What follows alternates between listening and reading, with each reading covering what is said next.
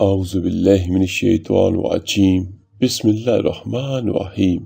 السلام علیکم ورحمۃ اللہ وبرکاتہ۔ میرے عزیز بھائیو بہنوں اور بچوں، دعا کے لیے بہت سی مائیں بہت سی بہنیں کہتی ہیں، تو سبھی میرے بھائی سبھی میری بہنیں دعا کریے ان کے لیے، ان بیٹیوں کے لیے جو کسی بھی وجہ سے اپنے گھروں میں بیٹھی ہوئی ہیں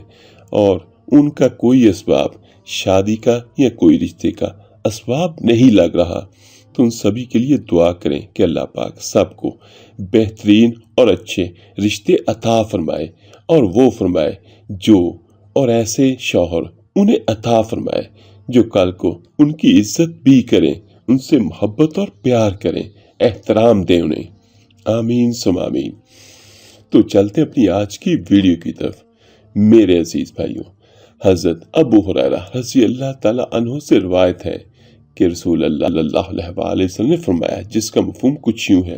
جس نے کسی مسلمان کی ایک دنیاوی پریشانی دور کی، اللہ تعالیٰ اس کی قیامت کی پریشانیوں میں سے ایک پریشانی دور کرے گا، اور جس نے مسلمان کا پردہ رکھا، اللہ پاک دنیا اور آخرت میں اس کا پردہ رکھے گا، اور جس نے کسی مشکل میں مبتلا شخص پر آسانی کی، اللہ تعالیٰ دنیا اور آخرت میں اس پر آسانی فرمائے گا، اور اللہ تعالیٰ اپنے بندے کی مدد کرتا رہتا ہے جب تک بندہ اپنے بھائی کی مدد میں مشغول رہتا ہے۔ اور جو شخص علم کی تلاش میں راستہ طے کرتا ہے، اللہ تعالیٰ اس کے لیے جنت کا راستہ آسان کر دیتا ہے۔ یہ دیکھیے میرے عزیز بھائیو بہنوں اور بچوں، اس والی حدیث میں ہمیں سب سے زیادہ جو چیزیں ملتی ہیں وہ حقوق العباد کے متعلق ہیں، وہ دنیاوی معاملات ہیں۔ آپ اپنے کسی بھائی کی، کسی بہن کی کوئی پریشانی دور کرتے ہیں تو اللہ تعالیٰ اس دن آپ کی پریشانیاں دور کرے گا، جس دن کچھ بھی کام نہیں آئے گا، نہ کوئی سفارش، نہ کوئی اور چیز۔ ہاں، ان کی بات تو الگ ہے کہ جن کو اللہ تعالیٰ اپنی رحمت سے بخش دے اور اپنے حبیب صلی اللہ علیہ وآلہ وسلم کی شفاعت نصیب فرمائے، یہ میں اس کے علاوہ بات کر رہا ہوں۔ اگر آپ کسی کی مدد کرتے ہیں دنیا میں اور اس نیت کے ساتھ کہ اللہ تعالیٰ آخرت میں مجھ پر رحم فرمائے، تو یہ سب سے بڑی بات ہوگی انشاءاللہ۔ اور یہ دیکھیے کہ جب تک کوئی بندہ اپنے کسی بھائی کی، بہن کی مدد کرتا رہتا ہے، تو اللہ تعالیٰ بھی اس مدد کرنے والے کی مدد میں مصروف رہتا ہے، مشغول رہتا ہے۔ سبحان اللہ۔ تو یہ حدیث ہمیں کیا سکھاتی ہے کہ جتنا ہو سکے زیادہ سے زیادہ اپنے بھائیوں کی، بہنوں کی مدد کرنی چاہیے۔ اور جب بھی کچھ لوگ اللہ کے کسی گھر میں جمع ہو کر اللہ کی کتاب کی تلاوت کرتے اور اسے باہم سیکھتے سکھاتے ہیں،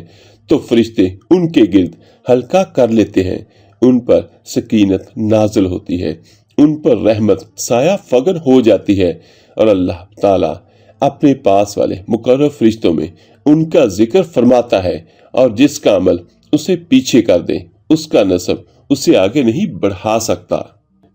حضرت زر بن حبیش رحم اللہ سے روایت ہے، انہوں نے بیان کیا کہ میں حضرت صفوان بن اسال مرادی رضی اللہ تعالیٰ عنہ کی خدمت میں حاضر ہوا۔ انہوں نے کہا، کس کام سے آئے ہو؟ میں نے کہا، علم حاصل کر کے لوگوں میں پھیلانے کے لیے۔ تو انہوں نے کہا، جس کا مفہوم کچھ یوں ہے کہ میں نے اللہ کے رسول صلی اللہ علیہ وآلہ وسلم سے سنا ہے۔ آپ صلی اللہ علیہ وآلہ وسلم نے فرمایا، جو شخص اپنے گھر سے علم کی تلاش میں نکلتا ہے، اس کے عمل سے خوش ہو کر فرشتے اس کے لیے پر جھکاتے ہیں۔ حضرت ابو ہریرہ رضی اللہ تعالیٰ عنہ سے روایت ہے، انہوں نے فرمایا، میں نے رسول اللہ صلی اللہ علیہ وآلہ وسلم کو یہ ارشاد فرماتے سنا ہے، جو شخص میری اس مسجد میں آئے اور اس کا ارادہ صرف کوئی اچھی بات سیکھنا یا سکھانا ہو، کوئی دنیاوی غرض نہ ہو، تو اس کا درجہ اللہ کی راہ میں جہاد کرنے والے کا سا ہے۔ اور جو شخص کسی اور مقصد کے لیے مسجد میں آیا، وہ اس آدمی کی طرح ہے جس کی نظر کسی اور کے مال پر ہو۔ تو یہ دیکھیے میرے عزیز بھائیو، یہ آخر والی حدیث ہمیں کیا بیان کرتی ہے کہ ہمیں جب بھی اللہ کے گھر میں جانا چاہیے تو صرف اسی کی غرض سے کہ نیکی کے کاموں کے لیے، لیکن اگر خدا نخواستہ کسی اور نیت کے ساتھ، صرف نیت ہوتی ہے نا کہ میں نے کسی سے ملنا ہے یا فلاں کام ہے تو اس لیے میں مسجد میں جا رہا ہوں، تو اس کا پھر کیا فائدہ ہوگا؟